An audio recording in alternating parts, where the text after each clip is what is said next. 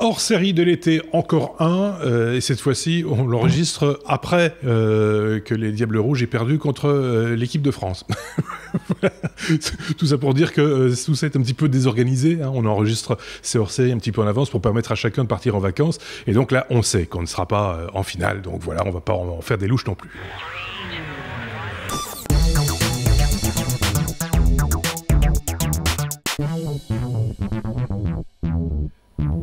D'autant plus qu'on n'est pas là pour parler foot, mais technologie et un petit peu à la sauce de chaque chroniqueur. Cet été, vous l'avez remarqué, chacun parle un petit peu de sa marotte et de ses habitudes de consommation et de peut-être de ses produits favoris, comme c'est le cas cette fois-ci avec Bruno. Salut Bruno. Salut. On a déjà parlé plusieurs fois avec toi de différents produits et on a bien senti qu'il y avait une marque qui sortait un petit peu du lot. Alors ça va pas être Apple, ça va être Sonos. Alors on pourra parler de Sonos. Je pense que tout le monde voit bien de quoi il s'agit, hein, des enceintes connectées, etc. Mais on peut peut-être rentrer plus dans le détail. C'est ce qu'on va faire dans ce hors-série, peut-être. On n'est pas, on n'a pas vendu notre âme à Sonos. Soyons très très clairs. On n'est pas payé par eux pour parler de leurs produits. C'est juste que, en l'occurrence, ici, un de nos chroniqueurs apprécie particulièrement et qu'il a envie d'en parler, de partager avec nous, ce qu'il en pense et comment il s'en sert, etc. On peut peut-être commencer, Bruno, par un petit historique de ces appareils, non ? Voilà, donc tout le monde connaît un petit peu ces produits, comme tu l'as dit, donc c'est juste pour le rappeler brièvement, ceux qui connaissent peut-être pas.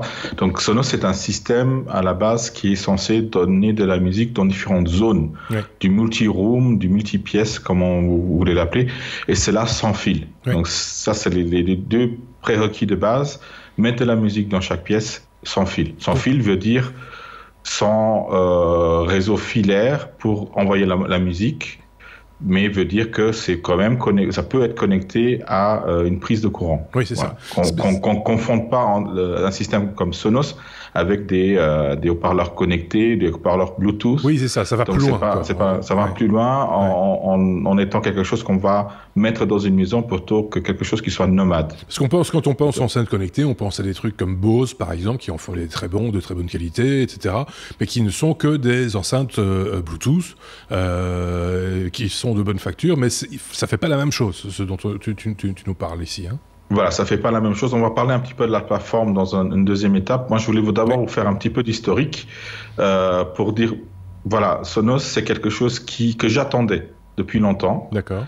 Et qui, à un certain moment, est apparu dans nos contrées, est apparu d'abord aux États-Unis, parce que c'est un produit américain, en 2002. En fait, donc déjà, il y a pas mal de temps. Je pense que certains auditeurs n'étaient peut-être même pas nés.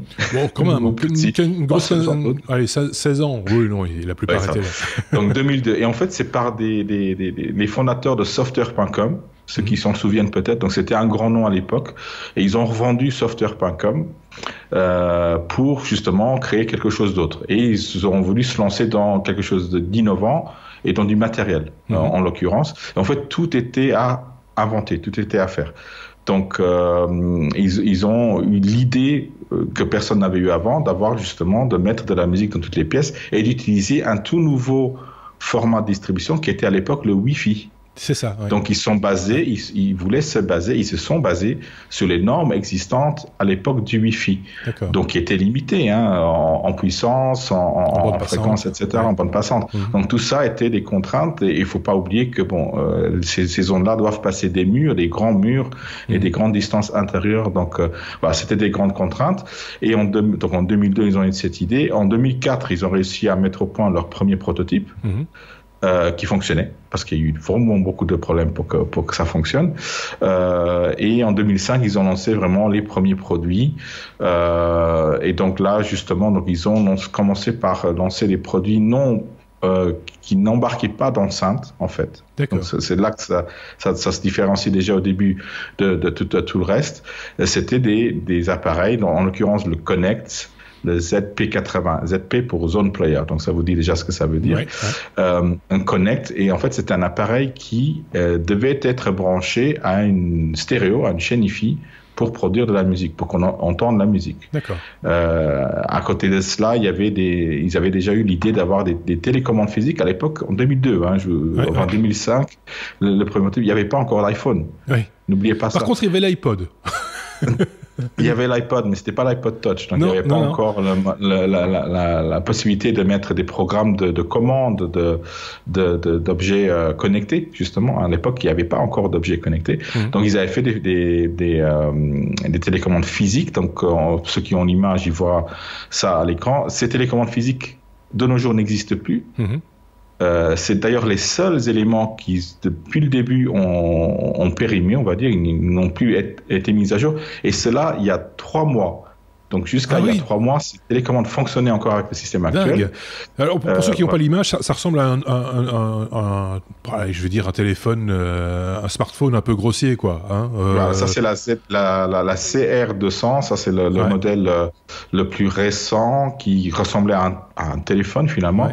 Et l'autre modèle que j'avais moi à l'époque, que j'ai encore, mais qui ne sert plus à rien maintenant, j'ai à prendre la poussière, ressemble un petit peu à un gros iPod avec une molette qui tourne. On reconnaît la molette.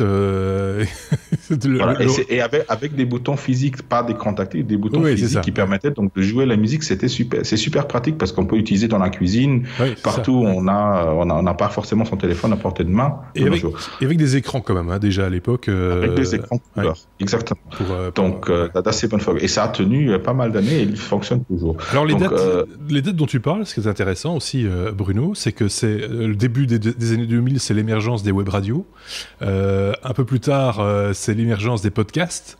Donc on est vraiment, ils ont bien choisi leur moment, quoi. C'était le moment de lancer la musique. Voilà, exactement. Donc les fans de musique attendaient tous une solution pareille et c'était les premiers et ils ont eu vraiment le temps de tout mettre au point et de mettre à jour. Donc on va parler un petit peu peut-être de la plateforme justement. Donc on avait dit qu'elle se basait effectivement donc sur le Wi-Fi. Donc ça c'était quelque chose de nouveau. Donc il y a pas mal d'efforts lancés là-dedans. Il faut savoir que chaque appareil en fait sert de point de relais Wi-Fi. C'est ça. Donc va augmenter la portée du réseau Wi-Fi, mais c'est leur réseau propre, sécurisé, qui sert que à ça. Donc il n'y aura pas autre chose qui va être véhiculé. Et c'est déjà assez lourd comme ça de véhiculer du son de bonne qualité. Faut pas oublier qu'ils ne voulaient pas envoyer du son de qualité radio, du son minimum qualité CD. C'est ça. Donc ce n'est pas encore le top, mais ça c'est déjà un son qu'on peut différencier d'un son de bonne qualité. Donc plus haut que 128 kilobits par seconde, plus performant, plus de bandes passantes utilisées pour une meilleure bande passante audio. Là, je parle de la qualité du son du coup, qui est proche du CD, donc une bande passante, agréable à écouter, quoi. C'est pas un son de téléphone, quoi. Exactement. Après, comme on aura effectivement plus ou moins d'interférences entre les différents appareils, parce qu'on est censé en avoir plusieurs, ils ont développé un système qui va automatiquement choisir la bonne qualité pour que ça soit encore d'assez bonne qualité pour qu'il n'y ait pas du tout de coupure. C'est ça, oui. Moi, j'ai utilisé le système Sonos, enfin, beaucoup d'appareils Sonos dans différents environnements, dont une très, très grande maison avec des murs de presque 1 mètre d'épaisseur. Un château. Un château, c'était presque ça. Et je n'ai jamais eu aucune coupure de son. Donc ça, c'est quand même assez phénoménal. Oui, donc c'est du buffering, tous les artifices possibles et connus, parce que là, on n'a pas besoin d'avoir quelque chose d'immédiat, quoi. C'est pas grave s'il y a un petit délai entre le moment, enfin voilà, on l'entend pas le délai en plus. Donc oui et non. Si. Ce qui est important justement, c'est parce que ces zones peuvent être couplées ensemble. Ah oui, c'est juste. Donc on peut avoir la musique qui se joue en même temps sur différents appareils, dans différentes pièces éventuellement. Et là, effectivement, ça devient important que tout soit synchronisé. Et c'est une des difficultés qu'ils ont eu à mettre au point, tout ce protocole de transfert et de synchronisation de la musique. Hein. Donc tout ça a été, ils ont tout inventé de ce côté-là. Après, donc ce qui est le fort aussi de Sonos, c'est déjà cette partie-là que tout est sans fil, tout est multizone, qu'on peut coupler des appareils. Il faut pas oublier que par exemple les HomePod d'Apple, jusqu'à une mise à jour récente, je sais même pas si c'est déjà le cas, ne peuvent pas être couplés par exemple ensemble. On peut pas avoir du multiroom. Donc tout ça est déjà déjà là dans Sonos, alors que dans les HomePod, c'est pas encore là.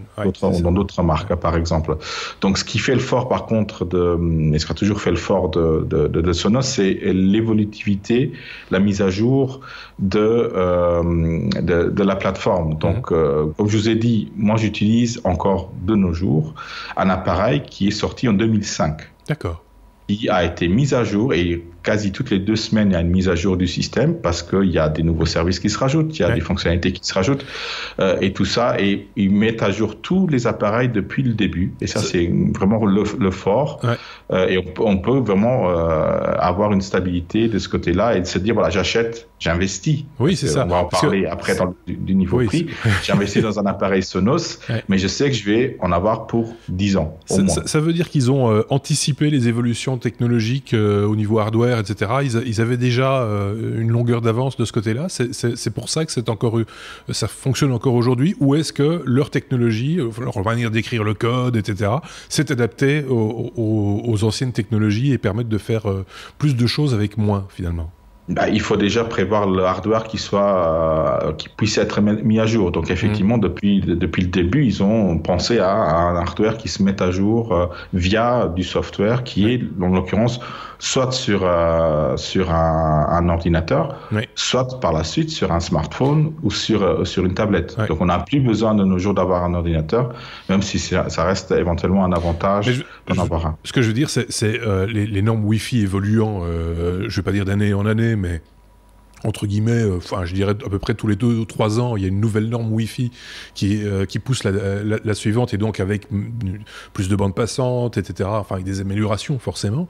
Ça veut dire que leur technologie, quelque part, elle permet aujourd'hui de fonctionner avec moins de bandes passantes. Ils ont eu l'habitude d'utiliser moins, et donc ils font plus avec moins, quoi. C'est ça, c'est ce que je voulais dire. Aussi, effectivement, les nouveaux appareils, effectivement, sont un peu plus performants au niveau des antennes, mais ils fonctionnent toujours en compatibilité avec tous les autres appareils. C'est ça que je veux souligner ici. Voilà. L'autre fort donc de Sonos, c'est les services qu'on va pouvoir utiliser sur leur plateforme. Donc, une enceinte Bluetooth, on va se connecter en Bluetooth, on va envoyer la musique qui est sur notre téléphone, sur notre tablette, sur notre ordinateur.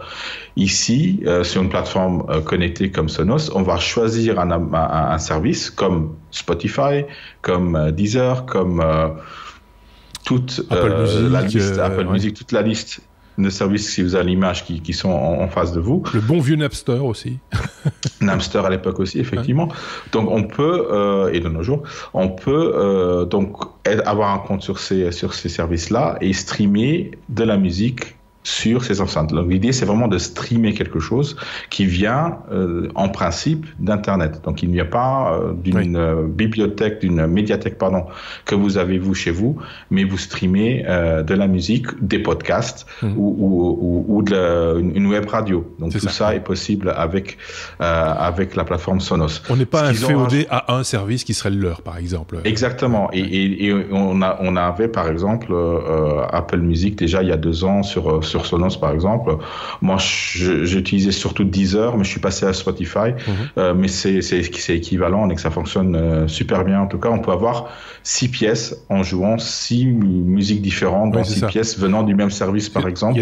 Il y a des services encore plus ouverts. Hein. Je voyais Plex, par exemple, des choses comme ça, qui sont encore plus ouvertes que ceux que tu as cités. Donc voilà, c'est vraiment ouvert à tout le monde, quoi, en fait. Voilà, exactement. L'autre possibilité, ça sera de streamer de la musique d'une médiathèque qu'on a sur son ordinateur, sur son Mac, dans sa librairie iTunes, sur un PC.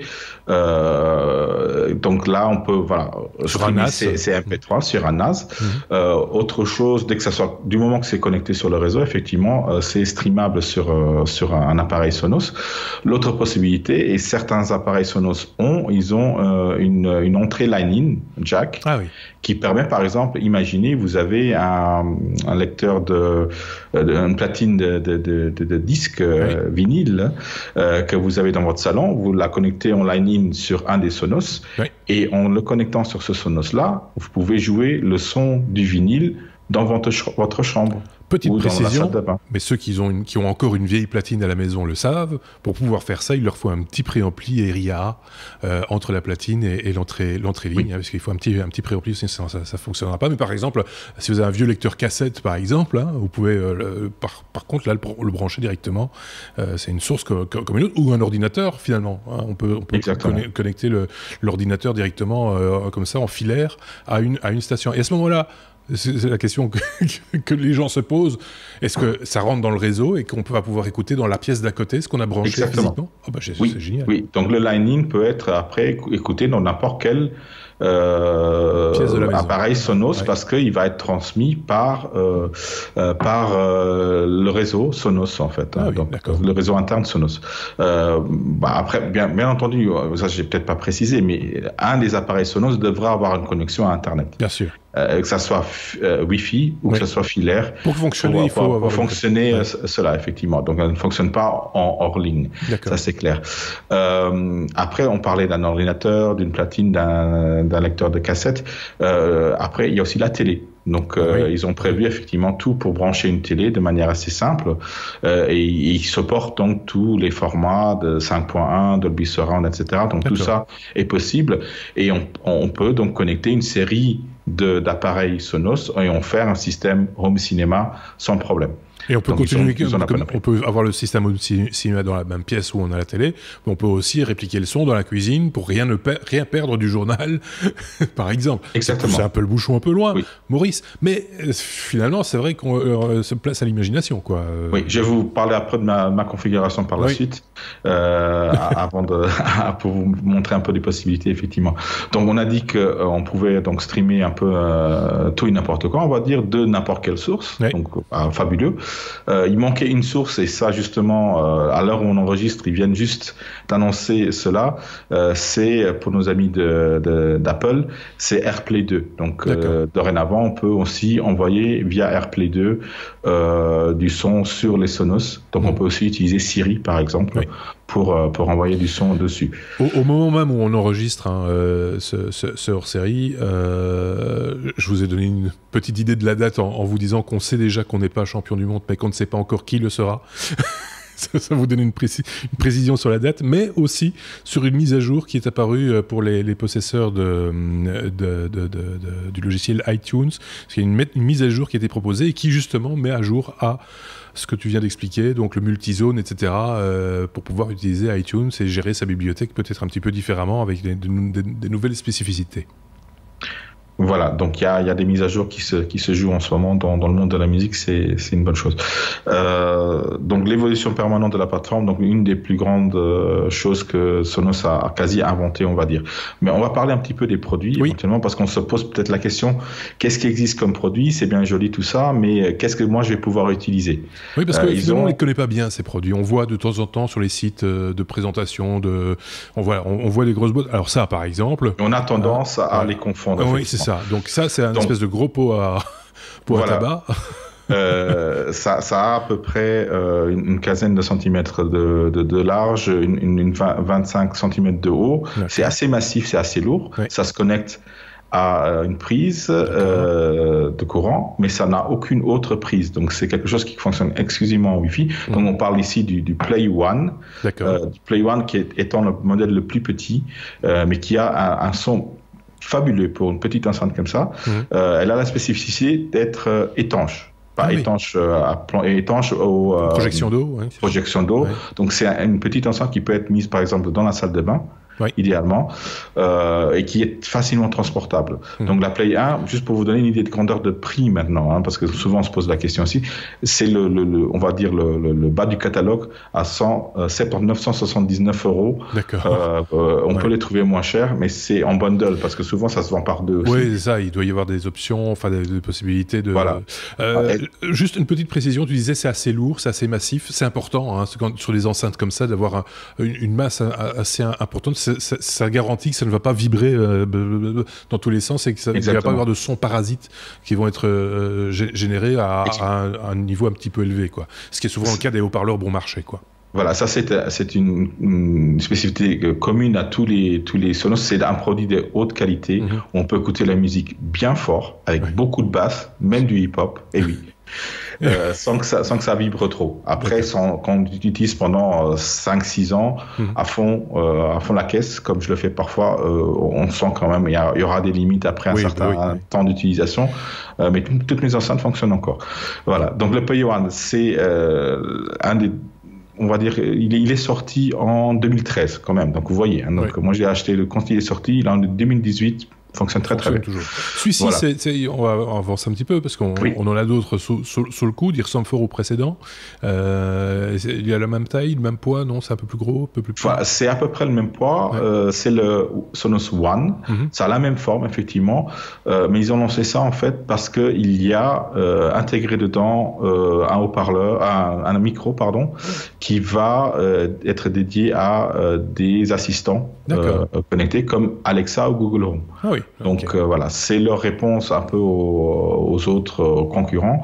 Donc le Sonos One qui est à 229 €, permet donc d'être contrôlé et de contrôler finalement tout son environnement Sonos à la voix, via Alexa, via Google Home bientôt et maintenant aussi via Siri. D'accord.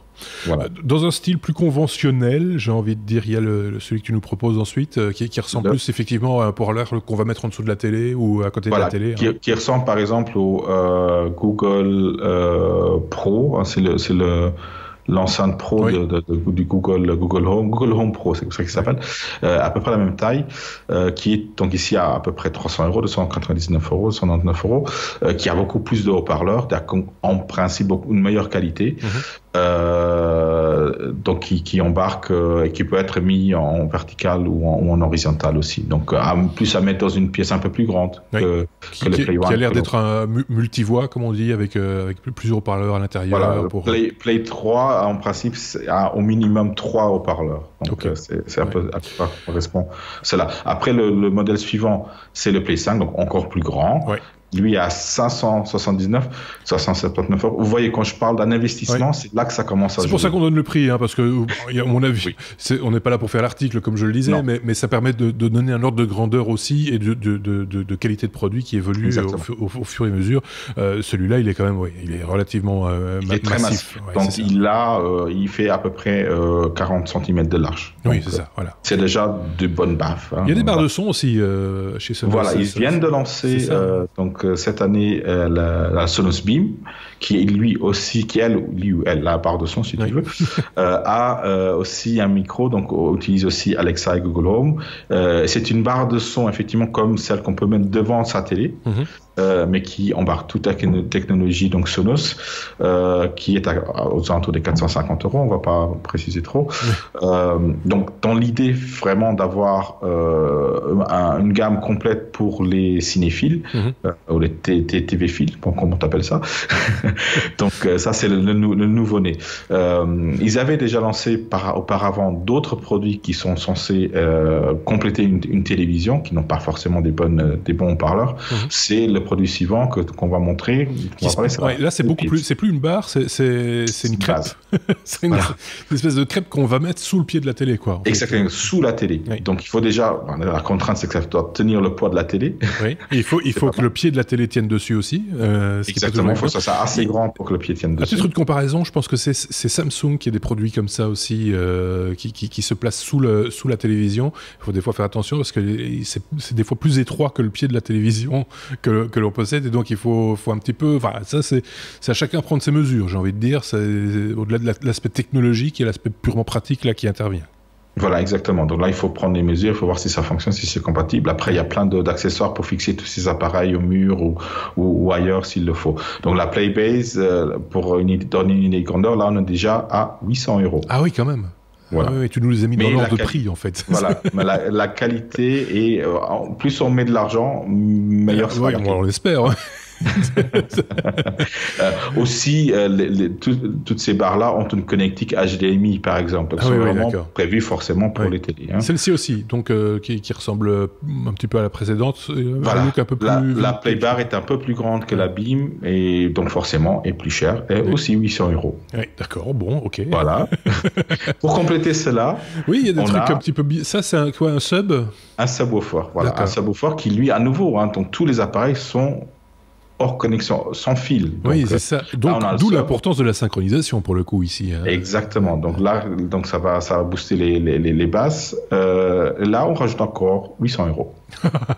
C'est comme au juste prix. Ici, la barre plus le sub, on en est à 1600 balles, quoi. Voilà, mais il faut encore rajouter les satellites. Oui, c'est ça. Donc, il faut encore rajouter 4 Play One en priori, donc on rajoute encore 800 €. Oui, c'est ça. Donc, on est quand même sur un système...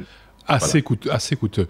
Un autre sub, peut-être, où j'ai une bêtise, non ça, donc justement, ça, c'était le premier produit qu'ils ont lancé, le Connect. D'accord. Ah oui, c'est ça. Celui-là a simplement des sorties Kinch. D'accord. Il n'y a pas d'haut-parleur. Il n'y a pas d'haut-parleur, c'est pour être connecté à un système audio existant. C'est une chaîne Wi-Fi, quoi. Donc, il est encore vendu à 400 €. Oh, ça va. Enfin, quand on est audiophile et qu'on a déjà une chaîne Wi-Fi, exactement, une chaîne Hi-Fi, je vais y arriver, qui est fonctionnelle et dont on est content, finalement, c'est un apport qui peut être intéressant si cette qualité. C'est justement pour avoir une chaîne Hi-Fi connectée, il suffit d'acheter un Connect. C'est le plus cher. Le prochain produit, lui, est un produit, c'est celui que j'ai, enfin un des produits que j'ai, c'est le Connect Amp pour amplifier. Donc lui, par contre, il est un amplificateur. Ouais. Et donc voilà, pour la suite, donc justement, donc pour parler un peu de ma configuration, moi j'ai un Connect Amp qui est branché à des énormes haut-parleurs. Oui, ici il y a l'amplificateur est avec le Sonos, mais il n'y a pas d'haut-parleur. Par contre, tu dois rajouter des haut-parleurs. Voilà, on doit rajouter des haut-parleurs probablement de marque parce qu'on veut avoir une bonne qualité et on choisit les haut-parleurs se choisissent à son oreille, donc c'est pas quelque chose qu'on peut dire c'est bon, c'est pas bon, c'est vraiment il faut écouter un haut-parleur et on va le choisir les vrais audiophiles vont le choisir parce qu'ils aiment bien le son, la sonorité de ces haut-parleurs là. Moi je l'ai connecté à des haut-parleurs de la marque Magnat, c'est une marque allemande, mais c'est ce modèle là que j'ai choisi qui me convient le mieux dans la pièce où je voulais les avoir. On est sur quand même un domaine, alors là c'est peut-être quelque chose que ceux qui nous écoutent ne connaissent pas ou connaissent moins sur du matériel qu'on appelle audiophile, quoi. C'est-à-dire du matériel audio de qualité plus que moyenne de manière générale. Quand tu parles d'haut-parleurs que tu écoutes à ton oreille, enfin c'est le genre de choses qui s'essayent chez un vendeur dans des conditions proches de celles qu'on rencontre chez soi pour ne pas avoir de mauvaises surprises, etc. Donc on est vraiment sur des produits. Alors c'est upscale, quoi. Hein. C'est pas juste le haut-parleur. Donc, comme on le disait au tout début, la simple enceinte connectée, elle est loin quand même. Non, elle est loin parce que surtout, comme on a dit, et c'est pour ça qu'on a précisé les prix, c'est qu'on va y mettre les moyens. Et si on y met les moyens, on voit quelque chose de parfait et qui va être parfaitement adapté à nos besoins. Et c'est un peu ça le fort aussi de Sonos, c'est qu'on aura un produit qui va être adapté à nos besoins et on va pouvoir évoluer, compléter le système. C'est ce que j'ai fait moi. Moi, j'ai commencé par un produit, j'en étais super satisfait, puis j'ai rajouté un autre dans une autre pièce, etc., etc. Et en fonction, donc j'ai équipé toute la maison des petits Sonos. Donc effectivement, on y met le prix. Mais on sait qu'on aura des années de plaisir, faut le dire, des années de plaisir, sans de gros problèmes. Ça fait depuis 2007 que j'utilise Sonos, donc ça fait depuis 11 ans, et j'ai jamais eu de gros soucis dû aux mises à jour, etc. Donc, est-ce que c'est facile à appairer? Par exemple, j'ai ma bibliothèque dans mon smartphone, pour ne pas le citer, dans mon iPhone. Je viens chez toi et je te dis, tiens, on va écouter un peu de musique que j'ai sur mon iPhone.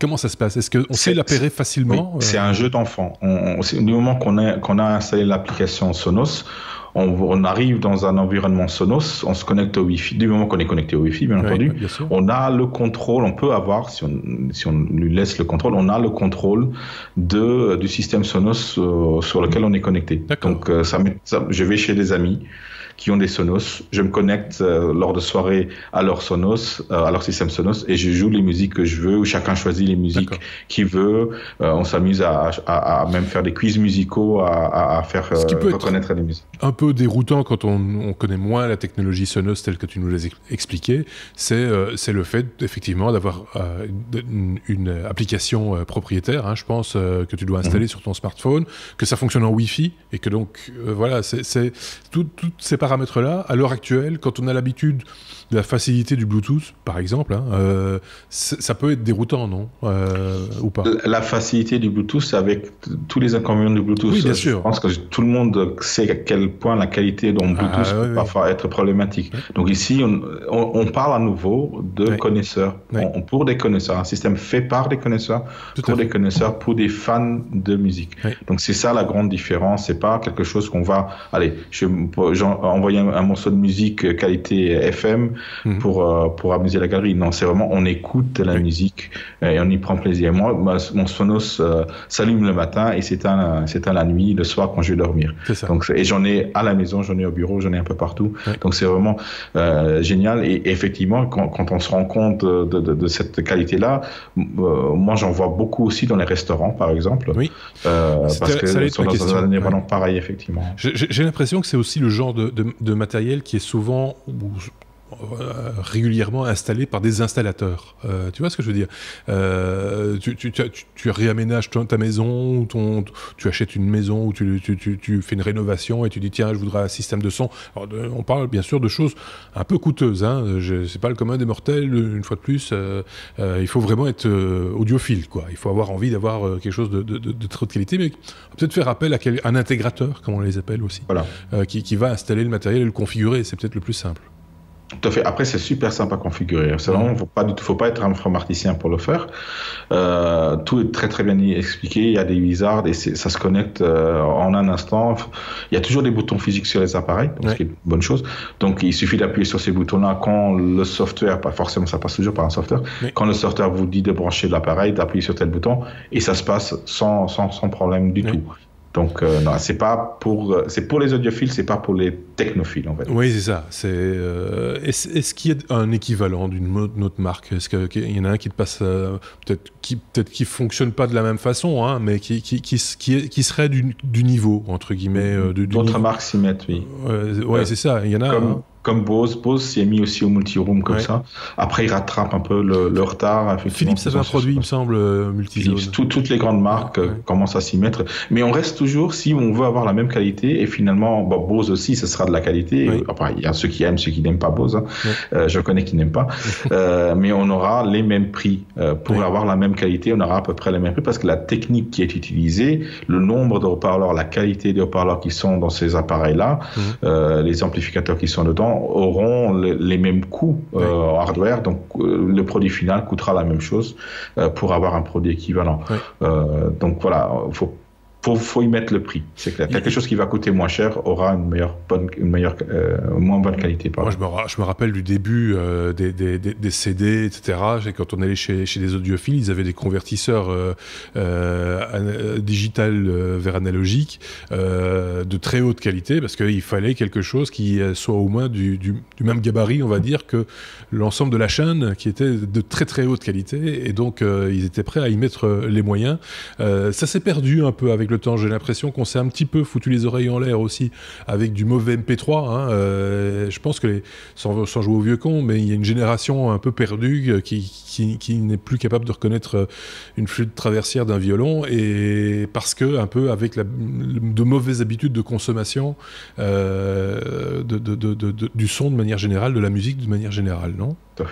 Tout à fait, oui, c'est vrai. Et on redécouvre un petit peu ce plaisir-là avec ce genre de produit qu'on peut trouver moins cher en promotion, voire des appareils d'occasion, en sachant que ces appareils d'occasion vont marcher et ils vont encore être mis à jour avec tous les softwares actuels. Donc, n'hésitez pas à vous lancer dans cela, dans le multi-room. Sonos est à mon avis un très bon choix. Notamment aussi, et ça c'est peut-être le dernier point sur lequel je vais insister, je sais on est un petit peu long, mais bon, on aime bien. C'est que récemment, il en a parlé dans les technos, c'est que Sonos vient de faire un deal avec Ikea pour justement intégrer leur technologie dans des produits hardware IKEA.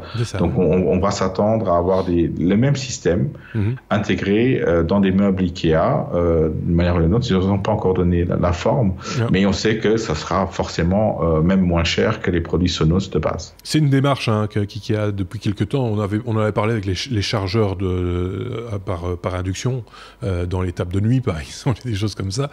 Mais ça va plus loin encore si on va dans l'électroménager, des choses comme ça. Ici, dans le matériel le hi-fi, hi-fi n'est pas un vain mot, on l'a bien compris. Ça peut être intéressant aussi d'avoir un mobilier qui tienne bien, qui soit sympa. Après, on aime le genre, le style, ou on l'aime pas. Ça, c'est un autre problème. C'est une découverte pour moi. Je connaissais la marque, on en avait parlé. On parle souvent des nouveautés dans les news des technos, mais j'avais jamais vu dans le détail comme ça la manière dont les choses pouvaient s'imbriquer, et je n'avais pas perçu le niveau de qualité, d'exigence de la marque. Donc c'est une découverte pour moi. J'espère que c'est une découverte pour vous aussi chez vous.